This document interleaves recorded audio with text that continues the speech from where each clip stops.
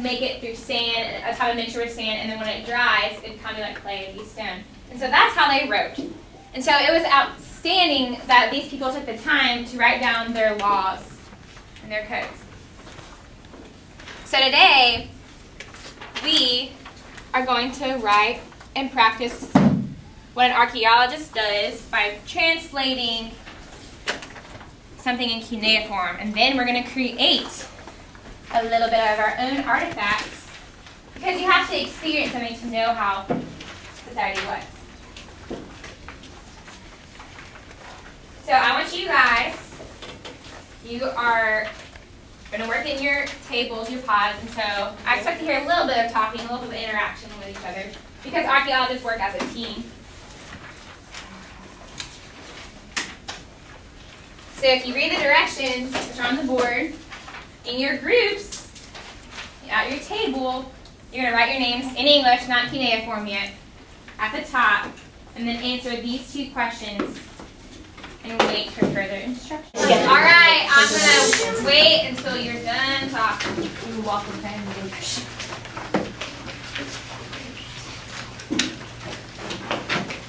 Okay, so ancient Mesopotamia and Sumer and Akkad and the empires we talked about yesterday were located where? It's on our map. Which region? Yes. Middle East. The Middle East. South Africa. North. Africa. Well, today we are going to go again back in time, but we're going to change continents. So today we're in Africa. We are in Egypt. What river? What is the longest river that is here? The Nile. Very good. So, like today, we need water to survive, and how important water is to cultures, especially if you live in the desert. The majority of Egyptians, ancient Egyptians, lived near the river valley and its delta. So raise your hand and tell me what a delta is. Jonathan. It's the mouth of the river where it deposits its soil. Very good. Water was not only a necessity to survive, but actually helped protect them from invaders. What? Yeah, they had a natural barrier. People would have to cross the river to come attack you, but you could see someone coming across the water. So it was a natural protection from invaders. Also, living in a desert is a natural protector from invaders because it's so hot. Who wants to travel through a desert hundreds of miles to go to an ancient civilization? Yes. Me. Oh, and plus they were wearing a lot of armor, so they probably would die of heat stroke. Die of heat stroke. Very good. Okay. So, Egypt was not always one big country, one big empire. They were separate. So, until 3100 BC, Upper Egypt was to the south, because remember how the Nile River flows upward? It's different than all the others. So they were to the south. Upper Egypt was to the south at the beginning of the river. And then the Lower Egypt was around the delta and around the Mediterranean Sea, and that was Lower Egypt. So in 3100 BC, a king united them. Who needs more time? All right. Can you see? You want to move over here? Yes. Hey, Sean, is there a question about ancient Egypt? Yes. On why do people settle around water sources? Are we supposed to answer that? Yes, it's on your notes. Where is it? We talked a little bit about it. I don't see that. That's okay. Why do people settle around water sources? Why did these people, John? They need water and fertile soil. Water and fertile soil, okay.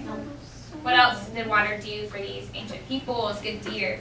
Is that it provided them like an easier and like, I guess, more organized life?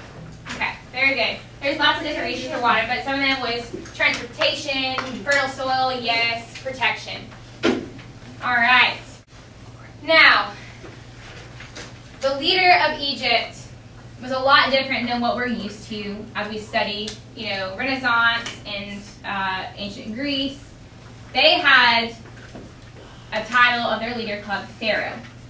And Pharaoh means great house. And this Pharaoh, this leader, he had 3 roles that people believed him to be. They believed that he was God, that he was divine, he was sent in a reincarnation of one of their gods. He was a ruler, so he was almost like a dictator. He had complete power. He could, bring whoever he wanted to in, make rules, have slaves. He was the ruler. And he's also a priest because it makes sense. Since he was the head of, or he was a god, he was also in charge of their religion. Pharaoh also owned all the land because he was in control. He owned the land, he could have chose the government officials, and he commanded all of Egypt's armies. This is ancient Egypt, and you see how all these civilizations are by what type of resource? Water. Water, yeah. You see how ancient Egypt is by the Nile. Mesopotamia is up here in modern-day Iraq, and it's by these 2 rivers, Tigris and Euphrates, and the Persian Gulf. So you see how all these civilizations were by water.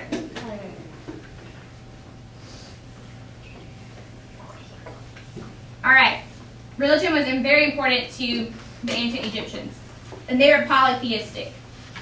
And what does polytheism mean, Kylie? Worship of many gods. Worship of many gods. So like the ancient Greeks and the ancient Romans, they worshiped many gods, and they had temples and idols made for their gods.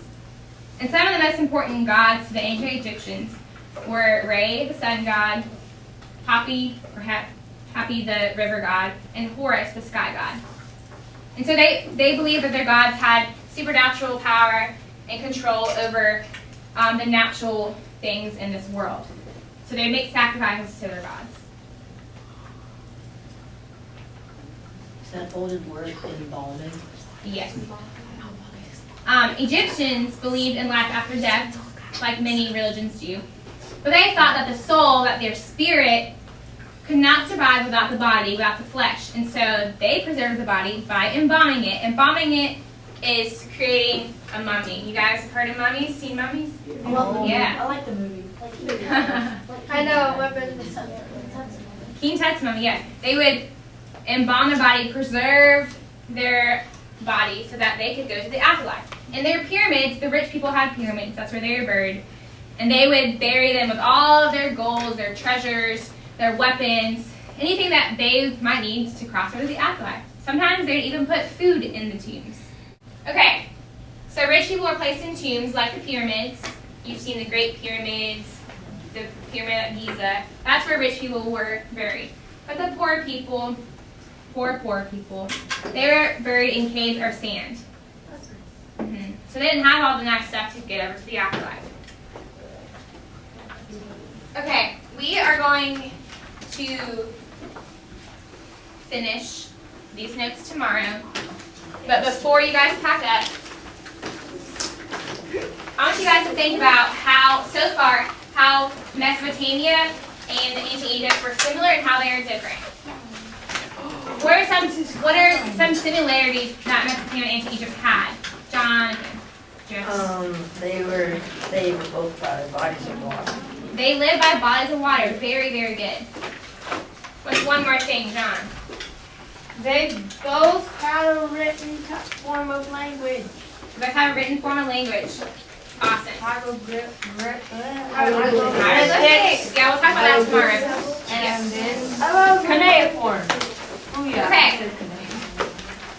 So these 2 civilizations were very dependent on water and dependent on languages. And so remember at the beginning of class how I asked you to write what you knew about civilizations? Yeah. I want you guys to hand those to me, and then I'm passing out a 3, 2, 1. And I want you guys to tell me 3 things you learned today, 2 things you found interesting, and 1 question you have. And we will collect those in all of your cuneiform stuff as well. Take everything out that you did today.